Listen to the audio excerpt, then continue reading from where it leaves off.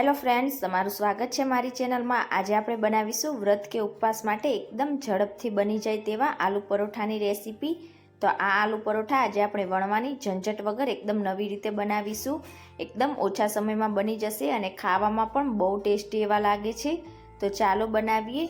Recipe સારી લાગે તો વિડીયોને લાઇક કરજો, વધારેમાં વધારે શેર કરજો અને હજી સુધી જો તમે મારી ચેનલને સબસ્ક્રાઇબ ના કરી હોય તો સબસ્ક્રાઇબ કરીને બેલ આઇકન બટનને પ્રેસ કરજો, એટલે નવી નવી રેસીપીના નોટિફિકેશન આવશે।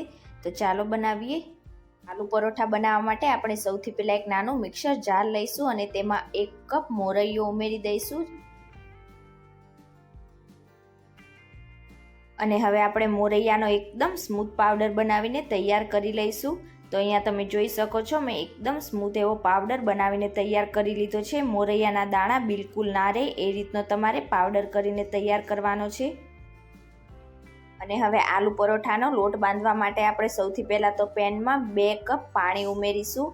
તો જે કપથી મોરૈયો લીધો છે એ જ કપથી આપણે 2 કપ જેટલું પાણી ઉમેરીશું। તમે જેટલા મોરૈયાનો યુઝ કરો તેનાથી 2 ગણું તમારે પાણી લેવાનું છે। ગેસની ફ્લેમ હાઈ રાખીશું અને હવે તેમાં અડધી ટીસ્પૂન કે સ્વાદ પ્રમાણે મીઠું ઉમેરીશું।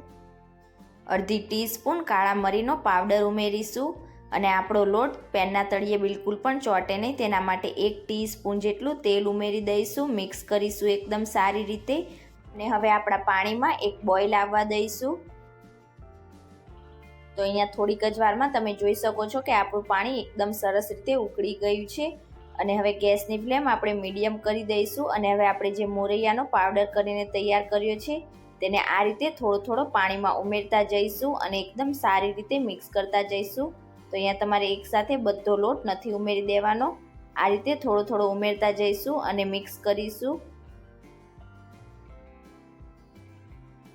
અહીંયા તમે જોઈ શકો છો, મેં બધો લોટ પાણીમાં એકદમ સારી રીતે મિક્સ કરી લીધો છે અને આપણે જે રીતે પરોઠા માટેનો લોટ બાંધતા હોઈએ છીએ એ રીતનો આપણો લોટ બનીને તૈયાર થઈ ગયો છે। તો હવે બિલકુલ આ રીતે આપણે બધા લોટને પેનમાં ફેલાવી દઈશું અને હવે તેને ઢાંકીને 5 મિનિટ માટે કૂક કરી લઈશું। તો લગભગ 5-1 મિનિટ જેવું થઈ ગયું છે। હવે ઢાંકણ હટાવીને આપણે લોટને ચેક કરી લઈશું।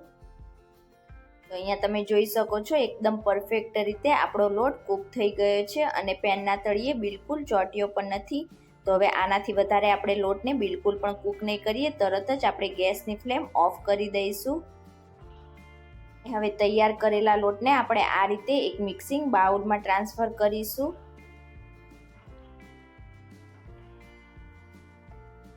અને હવે લોટને આપણે આ રીતે થોડોક ફેલાવી દઈશું અને હાથેથી ટચ કરી શકીએ એ રીતનો ઠંડો કરી લઈશું। અને હવે આ રીતની આપણે એક ખમણી લઈશું અને હવે તેમાં બાફેલા બટેટા ગ્રેટ કરીને ઉમેરીશું। તો અહીંયા મેં 4 નાની સાઈઝના બાફીને બટેકા ઠંડા કરી લીધા હતા। અહીંયા મારા બટેકા નાના છે એટલે મેં 4 લીધા છે। તમે જો મોટા બટેકાનો યુઝ કરતા હોય તો ફક્ત 2 બટેકાનો તમારે યુઝ કરવાનો। તો એ બધા બટેકાને આપણે આ રીતે ગ્રેટ કરી લઈશું।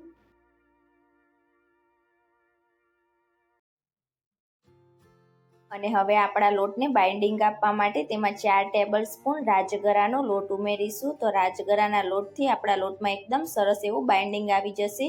તમે રાજગરાના લોટની જગ્યાએ સિંગોડાના લોટનો ઉપયોગ પણ કરી શકો છો। અને હવે આપણા પરોઠાનો ટેસ્ટ 100 ગણો વધે તેના માટે તેમાં 4 ચમચી જેટલા ક્રશ કરેલા સિંગદાણા ઉમેરીશું। તો સિંગદાણા આપણા પરોઠાને ટેસ્ટી પણ બનાવશે અને સાથે સાથે લોટમાં તેનું બાઇન્ડિંગ પણ આવશે। તો અહીંયા તમારે સિંગદાણાને બિલકુલ પણ સ્કીપ નથી કરવાના। અને હવે તેમાં રાજગરાના લોટ અને બટેકાના ભાગનું મીઠું ઉમેરી દઈશું।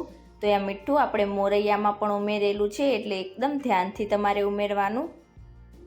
અને હવે તીખાસ માટે 2 ટીસ્પૂન લીલા મરચાંની પેસ્ટ ઉમેરીશું। લીલા મરચાંની પેસ્ટ તમે તમારા ટેસ્ટ પ્રમાણે વધુ કે ઓછી કરી શકો છો।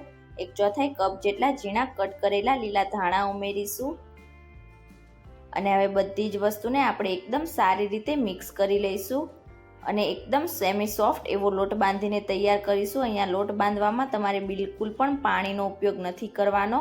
આપણે જે બાફીને બટેકા ઉમેરેલા છે તેનાથી જ આપણો લોટ બંધાઈને તૈયાર થઈ જશે।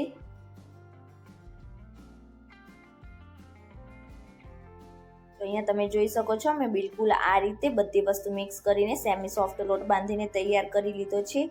હવે ઉપરથી આપણે 1 ટીસ્પૂન જેટલું તેલ ઉમેરીશું અને લોટને એકદમ સારી રીતે મસળીને એકદમ સ્મૂથ કરી લઈશું.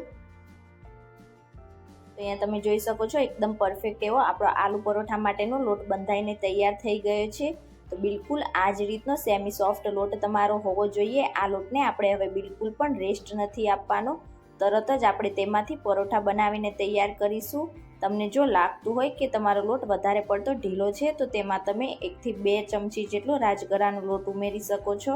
હાથ ઉપર થોડુંક તેલ લગાવીશું અને હવે આપણે લોટ લઈને ભાખરીના માપનું લૂ બનાવતા હોઈએ છીએ એ માપનું લૂ બનાવીને તૈયાર કરીશું. તો આ રીતે લોટને થોડુંક મસળીને એકદમ સ્મૂથ એવું લૂ બનાવી લઈશું. અને હવે અહીંયા મેં આ રીતનું એક ચોપિંગ બોર્ડ લઈ લીધું છે. તેના ઉપર આપણે આ રીતે એક પ્લાસ્ટિકનો કાગળ રાખીશું. તમે કોઈ પણ પ્લાસ્ટિકની કોથળીનો ઉપયોગ પણ કરી શકો છો. અને હવે તેના વચ્ચેના ભાગમાં આપણે થોડુંક તેલ લગાવી લઈશું. અને હવે આ રીતે આપણે લુવાને વચ્ચેના ભાગમાં રાખીશું અને તેના ઉપર ફરીથી કાગળ ઢાંકી દઈશું. તો બીજી સાઈડ પણ મેં થોડુંક તેલ લગાવી લીધું છે. તો આ પરોઠાને આપણે આજે વણ્યા વગર બનાવવાના છે. તો આ રીતની આપણે કોઈ પણ એક પ્લેટ લઈ લઈશું. તો આ રીતની તમારી પ્લેટ હોવી જોઈએ. હવે આ રીતે આપણે તેને લુવા ઉપર રાખીશું અને પ્રેસ કરીશું. તો અહીંયા તમે જોઈ શકો છો એકદમ પરફેક્ટ રીતે આપણું પરોઠું બનીને તૈયાર થઈ ગયું છે. તો આ પરોઠાને તમારે થોડાક જાડા જ રાખવાના છે, એકદમ પાતળા નથી કરવાના. તો હવે આ પરોઠાને આપણે શેકવા માટે લઈ લઈશું. ગેસ ઉપર એક તવો રાખીશું અને તેના વચ્ચેના ભાગમાં થોડુંક તેલ લગાવીશું.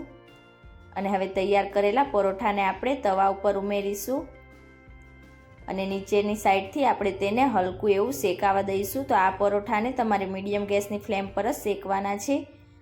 પરોઠું નીચેથી થોડુંક શેકાઈ જાય એટલે ઉપરના ભાગ ઉપર પણ આપણે થોડુંક તેલ લગાવીશું. અને હવે પરોઠાને આપણે પલટી દઈશું. તો તમે જોઈ શકો છો નીચેની સાઈડથી આપણું પરોઠું હલકું એવું શેકાઈ ગયું છે. તો બિલકુલ આ જ રીતે મીડિયમ ગેસની ફ્લેમ પર અલટી પલટીને આપણે પરોઠાને હલકું લાઇટ ગોલ્ડન કલર જેવું થાય ત્યાં સુધી તેને શેકીશું. અહીંયા બંને સાઈડથી અલટી પલટીને પરોઠા શેકીને તૈયાર કરી લીધા છે. અને તમે જોઈ શકો છો એકદમ પરફેક્ટ એવા આપણા પરોઠા બનીને તૈયાર થયા છે. તો બિલકુલ આ જ રીતે આપણે બાકીના બીજા પરોઠા પણ બનાવતા જઈશું અને શેકતા પણ જઈશું. તો તમે ક્યારે આ રીતે વ્રત કે ઉપવાસ માટે ફરાળી આલુ પરોઠા ના બનાવ્યા હોય તો એકવાર આ રેસીપી જરૂરથી ટ્રાય કરજો. ખાવામાં બહુ ટેસ્ટી એવા લાગે છે અને એકદમ ઝડપથી બની પણ જાય છે. અને આજની મારી રેસીપી તમને કેવી લાગી મને કમેન્ટ કરીને ચોક્કસથી જણાવજો.